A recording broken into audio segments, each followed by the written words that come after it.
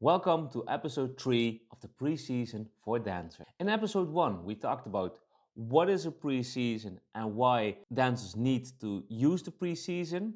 In episode 2, we talked about how dancers can use strength conditioning to the advantage for their dance training. If you didn't saw the previous episodes, check this playlist above to see all the previous episodes. In this episode 3, we're gonna talk about how can dancers make their workout dance specific. So stick around till the end to know all the ways how to do that. How to make your workout dance specific. There are two ways you can make your workout dance specific, and there are two ways that I always use. So last year in my 12 weeks training camp for my battle of my surprise battle, the International Dance Battle in Bratislava. Also check that that playlist here above.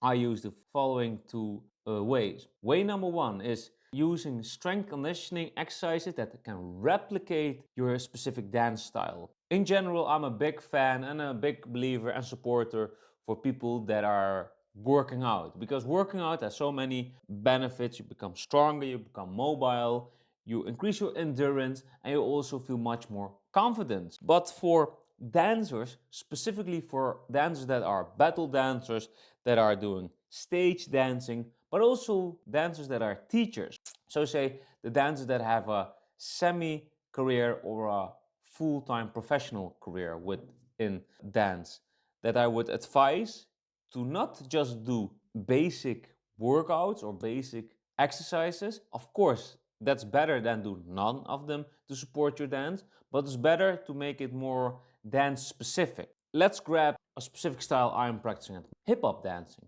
Hip hop dancing has certain foundation. Let's take the most fundamental and crucial foundation, the bounce. The bounce is a very fundamental foundation.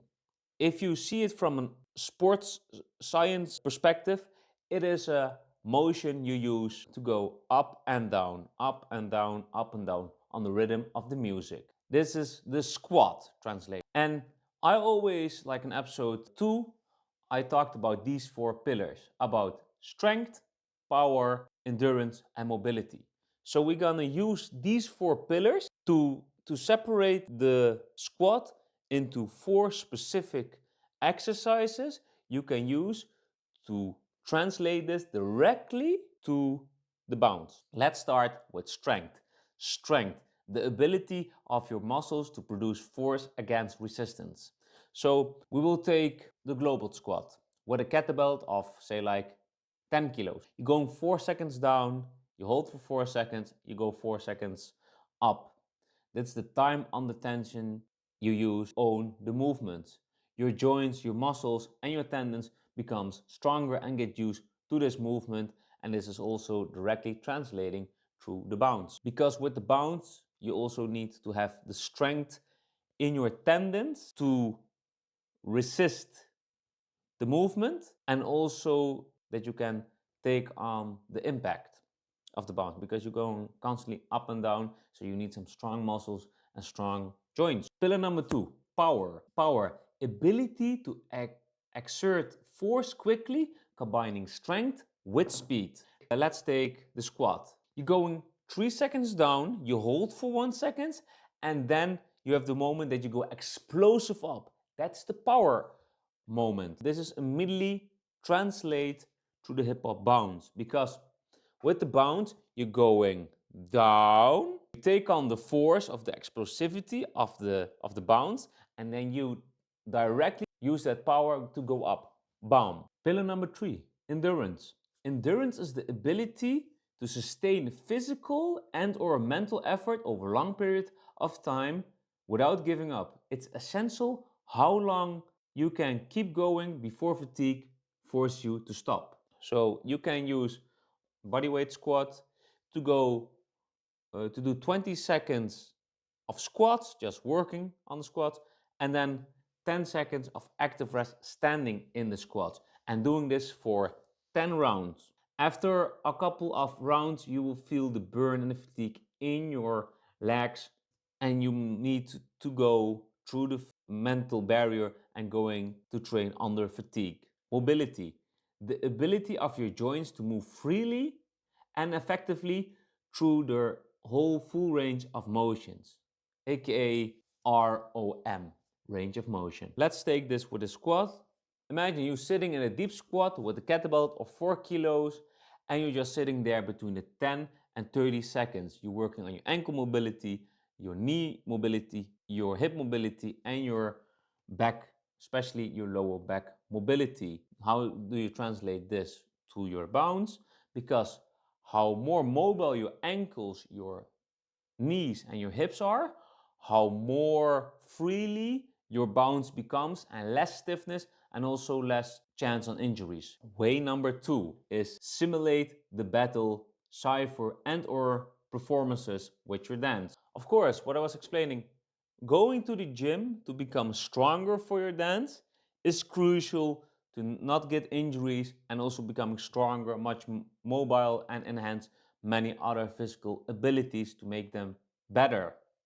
But the number one thing to become stronger and better with dance is just doing dance itself. You can spend hours a day in the gym. At the end of the day, you need to keep practice dance because only through that way you know how your body is gonna work. We're gonna go for strategy number 1 in way number 2 is battle simulation.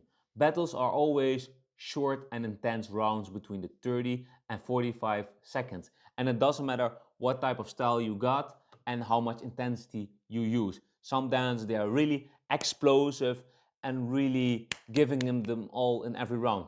Say an example, B-Boy Nagin is always going hard with his flips, with his using his explosivity and is going everywhere, fast switch athlete. Or Geo of Pigeon Crew, always going also very hard and going different level changes, also using a lot of explosivity. What is your opinion about this? Put it in the comments. So what I would suggest for the battle simulation is doing 5 rounds of 30 to 45 seconds with maximum of 1 minute rest between it. And also work with different intensities and work concepts so you can get used to different things that will may come during the battle. Cypher simulation. Cypher is a conversation you have with yourself but also with other dancers where you talk through your dance with other dancers. What I would suggest, do the cypher simulation with a minimum of 2 people and do rounds between the 30 seconds and 2 minutes because one person can work, other person can rest passively, actively, what this person wants to do.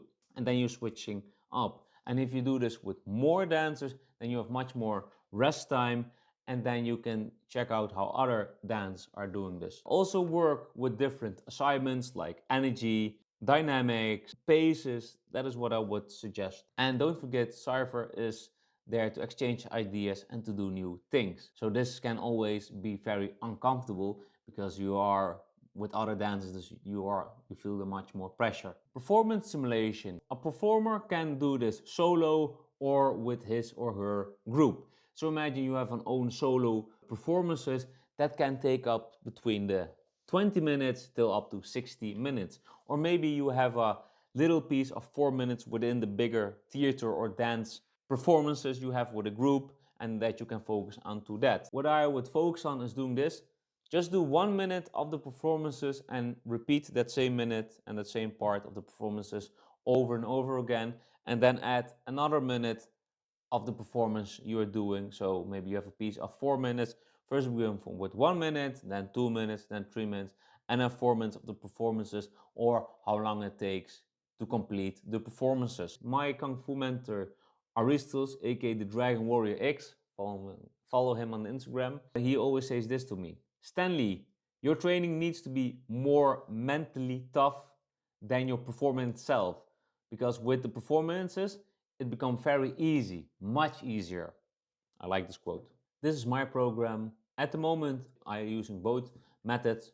So method number 1 is I use more of a specific strength conditioning. Like every Monday, Wednesday, and Friday, I'm focusing on lower body training from my upper shoulder muscles to my lower back muscles. I'm also training those muscles to that's more of my strength days. On the Tuesdays and Thursdays, I always do hip mobility and really focusing on range of motion and becoming more flexible and mobile in those certain positions.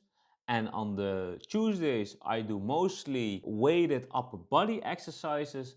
So I train more strength and a little bit power, but I'm now at the moment not in my power phase. I'm more of in my strengthened endurance mobility phase, building up the foundations.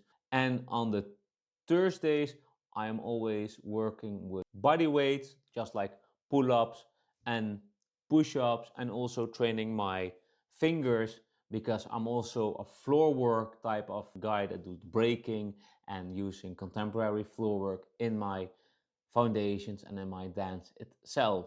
That's what I'm focusing on. Then on every Monday, I do hip hop foundations. First starting with foundations, and if I feel it, I will do some jam sessions. So then I will do a Cypher Simulation type of training. And on the Wednesdays, I will do 30 minutes of Afro foundations, and then we do 1 hour of different Cypher Simulation and working with different concepts. And I do 2 times in a week, like say like it depends. Sometimes it's on Tuesday, sometimes on a Thursday, sometimes randomly on the Friday, Saturday, or Sunday, or on all days. I do 20 to 30 minutes of solo performances work outside, and I do work on techniques and sometimes on battle rounds that I go hard on 30 to 45 seconds, but always starting with the foundation. So that is my program. Let's summarize it. We have discussed today 2 different ways how a dancer can train their dance to become more stronger, mobile, powerful, and more endurance. So that is like use strength conditioning exercise that replicate your specific dance style or dance styles. Way number 2, just dance and my program. In the next episode and the last episode, I'm gonna talk about recovery and which certain recovery tools and methods I use to stay at my peak performances, recover better. Don't forget to like and subscribe. I see you in the next episode. Let's go.